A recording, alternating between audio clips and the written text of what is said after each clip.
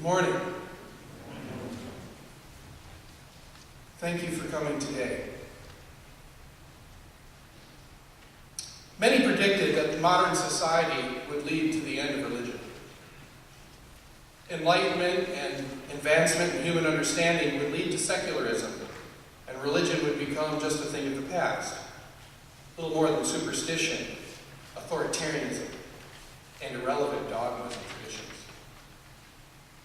And in many ways our society looked like this as it was heading its way into the end of the 20th century.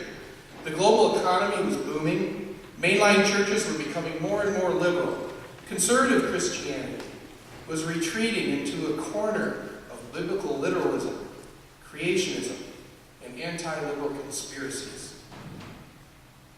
Advancements in medicine was putting the power of life and death in the hands of doctors. And physics was unlocking the secrets of our expanding universe and the mysteries inside of the atom at the same time.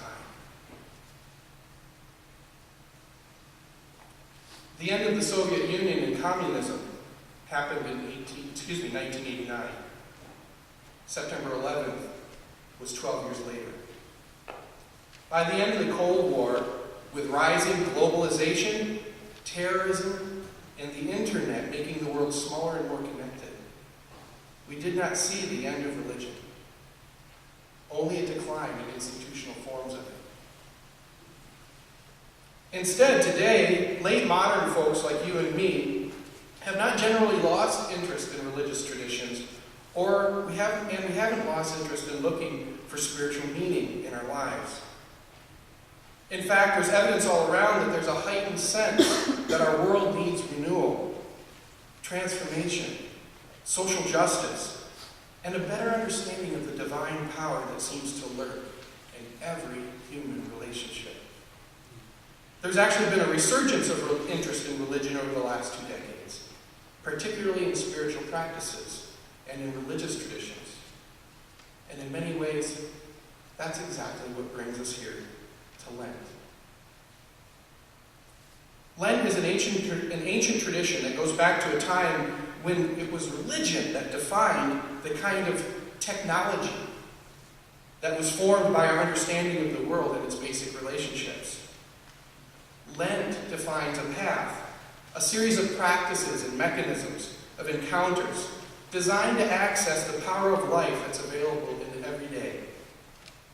Lent is a way of restoration and new communion from a world that had little power over nature, disease, and death. Lent is essentially about what it means to be human. It's about humility, renewal, and reconciliation. With Mardi Gras on one end and Easter on the other, Lent is a sustained period of observance. It's a celebration of contrasts, if you think about it. Light that's next to dark. Lack between plenty. Aloneness in community. New life through death. Today is Ash Wednesday, which is roughly the beginning of the 40-day period on the Christian calendar that observes the season of Lent. First indications of Lent go back over 1,500 years. Lent began, the best we understand, kind of as it exists today, as a time of preparation, personal reflection, fasting, and reconciliation in anticipation of new life, which is symbolized in Christ's resurrection on Easter. It's a time of reconnecting with what's vital and important in human life together, a reconnection with our physical roots, a connection of the humankind with the earth and all of us to each other. This is how that works. The ashes remind us of the one thing that we have in common, and that we have in common with every other human being on earth, and with all of life. We come from the earth. According to Genesis, we are animated, spirit-filled dirt. According to Joni Mitchell and Crosby, Stills and Nash, we are stardust, billion-year-old carbon. The ashes are a sign of our common humanity and humility, the materiality of life that's at the basis of the miracle of our bodies. The ashes also symbolize renouncing pride. And this is one of the most difficult yet transforming aspects of Lent. It's difficult to grasp, in my opinion, because we live in a world in which humility is often confused with lack of worth or with humiliation. A person does not need to be religious, though, to see the divine power that hides in humility. Think of a helpless newborn. Think of Mother Teresa. Think of Gandhi.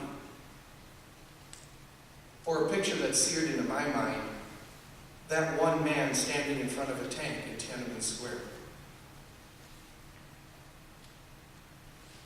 Humbleness cannot be confused with humiliation, low self-esteem, or being depressed. This is not what Lent or Ash Wednesday is about. Pride, for the ancient tradition, was a matter of separation, separating ourselves from each other, from creation, from the earth, and putting ourselves above our common humanity and our common destiny. The call to worship today and Patrick's invocation reminds us of some of those themes. The call to worship comes from Isaiah 58, and it speaks about both sides of sin. The sin of pride, which separates us from one another, and the bondage that sin introduces into life together through oppression and broken relationships. It also speaks of God's deep desire for worship as justice. The wisdom of Lent offers us insight down the path to finding justice, renewing life, and restoring relationships. And that path is humility. In this case, humility literally means becoming human, recognizing human equality, and remembering our common heritage with the dirt, with earth, the dust, and the carbon from which we all come. The ashes remind us of our common destiny in death, which becomes new life again in God. I'm inviting you to consider all this today as you receive ashes if you want to receive them as a reminder of who we are and where we're from. As you receive ashes, consider what separates you from others, from God, or just think spiritually about what separates you from new life. Consider a broken relationship that deep in the recesses of your heart you long to mend. Consider any barriers that might exist between you and your life's renewal. Consider fasting from something that you take for granted. For me, that might be ketchup. Or consider a spiritual practice you'd like to renew, like praying daily for others, or for a person that is on your heart, or a world issue. Today we begin Lent, but only with the anticipation that peace and new life do come, even in death, and perhaps only through death, life has its eternal return. It comes again. I invite you to experiment together with this ancient tradition that can lead us together to new life.